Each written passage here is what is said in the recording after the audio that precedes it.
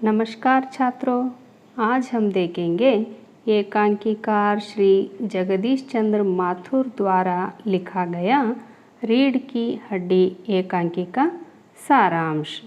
रीढ़ की हड्डी यह एकांकी के एकांकीकार का नाम है श्री जगदीश चंद्र माथुर। यह एक सामाजिक एकांकी है। इसमें उन्होंने लड़के और लड़की में भेदभाव करने वाले लोगों पर प्रहार करते हुए दोनों को समान सामाजिक प्रतिष्ठा देने की बात कही है। एकांकी का आरंभ रामस्वरूप बाबू के घर में होने वाली साज सज्जा से होता है। उनकी लड़की उमा को देखने के लिए बाबू गोपाल प्रसाद और उनका बेटा शंकर आने वाले हैं। रामस्वरूप, उनकी पत्नी प्रेमा और उनका नौकर रतन कमरे को सजाते हैं। रामस्वरूप अपनी पत्नी को कहते हैं कि वह उमा को जैसे तैसे समझाकर तैयार कर दे। साथ ही वे अपनी पत्नी से कहते हैं कि लड़के वालों के सामने उमा की उच्च शिक्षा की बात नहीं बतानी है। वे कम पढ़ी लिखी लड़की चाहते हैं, अतः वे उमा को मैट्रिक तक पढ़ा लिखा ही बताएंगे। उसी समय लड़के वालों का आगमन होता है। बाबू गोपाल प्रसाद पढ़े लिखे और पेशे से वकील है। उनका बेटा शंकर बीएससी के बाद लखनऊ के मेडिकल कॉलेज में पढ़ रहा है। उसकी आवाज़ पतली और खिसियाहट भरी है। झुकी हुई कमर उसकी खासियत है। रामस्वरूप अतिथियों के आवभगत करते हैं। गोपाल प्रसाद अपने अतीत की बातें करते हैं और आत्म प्रशंसा करते हुए अपने आप को महान साबित करने की कोशिश करते हैं। कुछ ही देर बाद गोपाल प्रसाद विवाह को बिजनेस कहकर विवाह की बात छेड़ते हैं। रामस्वरूप उनके लिए नाश्ता लाकर उनकी सेवा करते हैं। कुछ इधर उधर की बातों के बाद गोपाल प्रसाद स्पष्ट कहते हैं कि उन्हें कम पढ़ी लिखी लड़की चाहिए। उनका मत है कि लड़कियों को अधिक पढ़ाना बेकार है। पढ़ना और कमा कर लाना तो केवल पुरुषों का काम है। स्त्रियों का कार्य तो केवल घर गृहस्थी संभालना है। उच्च शिक्षा प्राप्त करना केवल लड़कों का अधिकार है, लड़कियों का नहीं। उनका लड़का शंकर भी उनकी इस विचारधारा का समर्थन करता है। थोड़ी ही देर बाद रामस्वरूप अपनी बेटी उमा को आवाज़ लगाते हैं। पान की तश्तरी हाथों में लिए उमा अत्यंत सादे कपड़ों में आती है। उसकी आंखों पर लगे चश्मे को देखते ही गोपाल प्रसाद और शंकर चौंक पड़ते हैं। रामस्वरूप बताता है कि कुछ दिन पहले ही आंखों में आई कुछ खराबी के कारण ही वह चश्मा लगा रही है। गोपाल प्रसाद उससे गाने बजाने के बारे में पूछते हैं। रामस्वरूप भी उमा को गाने के लिए कहते हैं। उमा सितार उठाकर मीरा का मशहूर गीत मेरे तो गिरधर गोपाल दूसरा न कोई गाने लगती है।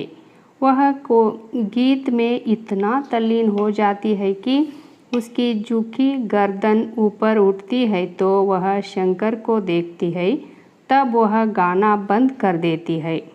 तब गोपाल प्रसाद उससे पेंटिंग, सिलाई और अन्य चीज़ों से संबंधित सवाल पूछने पर उमा कोई उत्तर नहीं देती। गोपाल प्रसाद के तरह तरह के सवालों से अपमानित उमा कहती है कि लड़कियां केवल निर्जीव वस्तुएं अथवा बेबस जानवर नहीं होती, उनका भी मान सम्मान होता है। इस प्रकार तरह तरह के सवाल पूछकर उन्हें अपमानित करना उचित नहीं है। गोपाल प्रसाद जाने के लिए उठने पर उमा उन्हें बताती है कि जिस लड़के के लिए वे सर्वगुण संपन्न लड़की चाहते हैं, उनका वह लड़का लड़कियों के हॉस्टल के इर्द गिर्द ताक झांक करता हुआ कई बार पकड़ा गया है। गोपाल प्रसाद को पता चल जाता है कि उमा पढ़ी लिखी लड़की है। वे रामस्वरूप को कहते हैं कि उन्होंने उनके साथ धोखा किया है। यह कहकर वे दरवाजे की ओर बढ़ते हैं।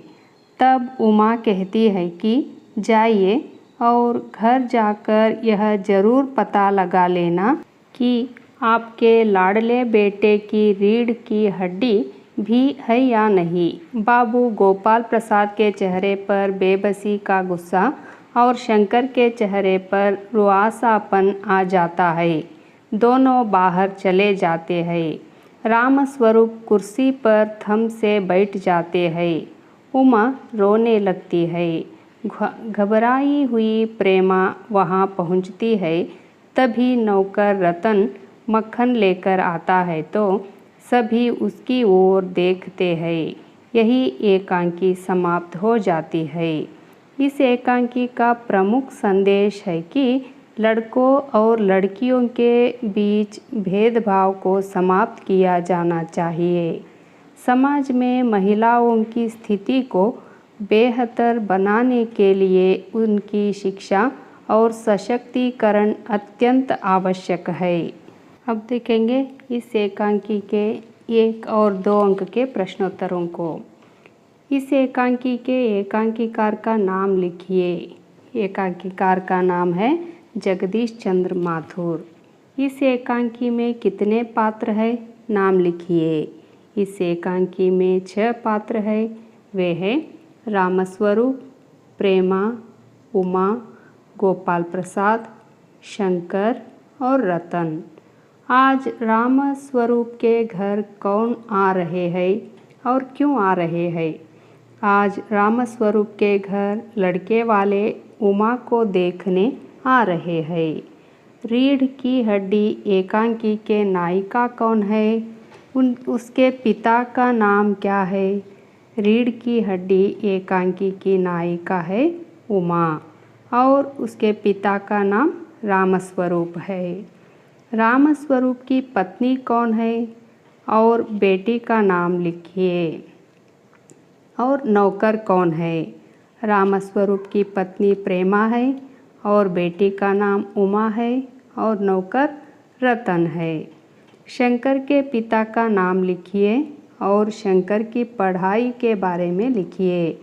शंकर के पिता का नाम गोपाल प्रसाद है और शंकर बीएससी के बाद लखनऊ में मेडिकल कॉलेज में पढ़ रहा है। रामस्वरूप बाबू के घर में होने वाली साज सज्जा का क्या उद्देश्य था? रामस्वरूप बाबू के घर में साज सज्जा का उद्देश्य उनकी बेटी उमा के लिए एक अच्छा लड़का ढूंढना था। वे अपनी बेटी की शादी के लिए लड़के वालों को आकर्षित करने के लिए घर को सजा रहे थे। गोपाल प्रसाद के विचारों को किस तरह प्रस्तुत किया गया है? गोपाल प्रसाद एक परंपरागत व्यक्ति है जो मानते हैं कि लड़कियों को ज़्यादा पढ़ाई की ज़रूरत नहीं है और उनका स्थान केवल घर की 4 दीवारी में है। वह यह मानते हैं कि लड़कियों को सिर्फ घरेलू कार्यों के लिए तैयार किया जाना चाहिए और उनके लिए उच्च शिक्षा का कोई लाभ नहीं है। उमा के चश्मे के बारे में गोपाल प्रसाद और शंकर का क्या विचार था? जब गोपाल प्रसाद और शंकर ने उमा को देखा तो उन्हें उसके चश्मे को देखकर हैरानी हुई। वे सोचते हैं कि उमा चश्मा लगाकर सिर्फ दिखावा कर रही है क्योंकि वे उसे एक साधारण लड़की मानते हैं। लेकिन उमा ने यह साबित कर दिया कि वह एक पढ़ी लिखी और सशक्त महिला है।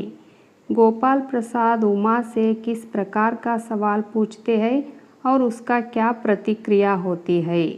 गोपाल प्रसाद उमा से पेंटिंग, सिलाई, गाने बजाने आदि के बारे में सवाल पूछते हैं जो उसे अपमानित करने के लिए होते हैं।